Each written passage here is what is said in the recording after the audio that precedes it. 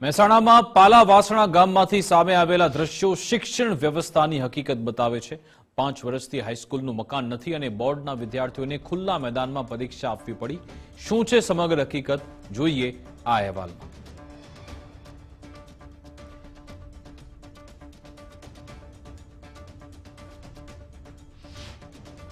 પાલાવાસણા સરકારી માધ્યમિક શાળામાં બેસવાની વ્યવસ્થા જે છે આપણે ત્યાં સરકારી પ્રાથમિક શાળામાં બેસવાની વ્યવસ્થા કરેલી છે।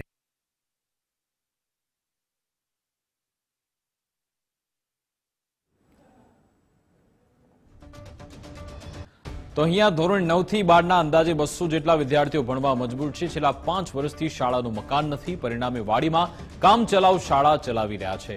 બોર્ડની પ્રિલિમિનરી પરીક્ષાઓ દરમિયાન લગ્ન પ્રસંગ અને સુવિધા અભાવને કારણે વિદ્યાર્થીઓ કડકડતી ઠંડીમાં જમીન પર બેસી પરીક્ષા આપી રહ્યા છે।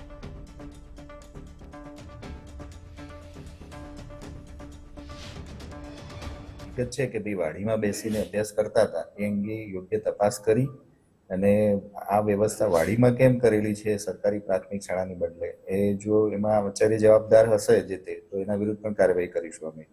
અને જમીન જે છે નવી સરકારી માધ્યમિક શાળા માટેનું એ જમીનનું પ્રકરણ જે છે એ અત્યારે એન્ડ સ્ટેજ પર જ છે કે જે તે વખતે ગ્રામ પંચાયત હોવાના કારણે અને પછી વચ્ચેના સમયમાં એ વિસ્તાર જે છે એ મહાનગરપાલિકા અંદરમાં આવેલ છે। એટલે મહાનગરપાલિકામાં મ્યુનિસિપલ કોર્પોરેશનમાં આપણે માનનીય કલેક્ટર સાહેબને ત્યાંથી એનો અભિપ્રાય માગેલ છે અને એના ઠરાવની નકલ માગેલ છે। એટલે એ પૂરું ન થયા પછી તરત જ એને જમીન ફાળવવામાં આવશે।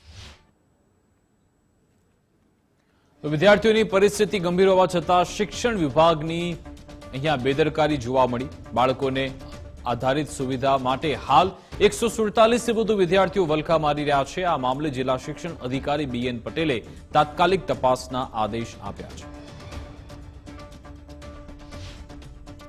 જ્યારથી મંજૂર થઈ ત્યારથી જમીનની દરખાસ્તો સમયસર કરી દેવામાં આવેલી છે, પરંતુ કંઈક પૂરતાના આધારે અથવા તો પછી વચ્ચે જે વિસ્તાર છે એ મહાનગરપાલિકામાં જવાના કારણે એમાં થોડુંક ડિલે થઈ। તો શાળા ભવન માટેની જમીનની દરખાસ્ત હજુ પણ જિલ્લા કક્ષાએ પ્રક્રિયા હેઠળ છે। વિદ્યાર્થીઓના ભવિષ્યને જોખમમાં મૂકતી આ પ્રક્રિયા 5 વર્ષથી અધૂરી છે। હવે પ્રશાસન પર દબાણ વધતું દેખાઈ રહ્યું છે કે ક્યારે આ સુવિધા પૂર્ણ થશે અને બાળકોને યોગ્ય શૈક્ષણિક માહોલ મળશે તે જોવું રહ્યું।